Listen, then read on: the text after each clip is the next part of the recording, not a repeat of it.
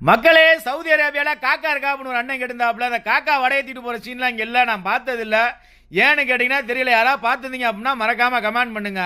இந்த ஊரில் சிட்டுக்குருவி, செடி சிட்டு, மைனா, புறா, மாடப்புறா, மணிப்புறா, வெளிநாட்டு பறவைகள், அந்த மாதிரி பறவை தான் பார்த்துருக்கேன். காக்கா இது வரைக்கும் பார்த்ததில்ல.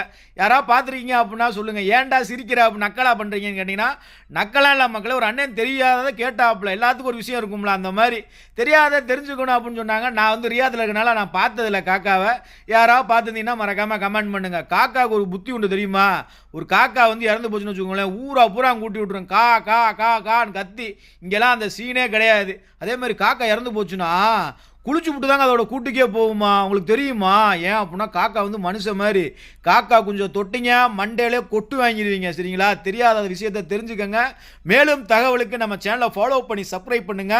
பூர்ணிமாவோட சிவப்பி படத்தை மறக்காம ஃபாலோ பண்ணி லைக் பண்ணுங்க.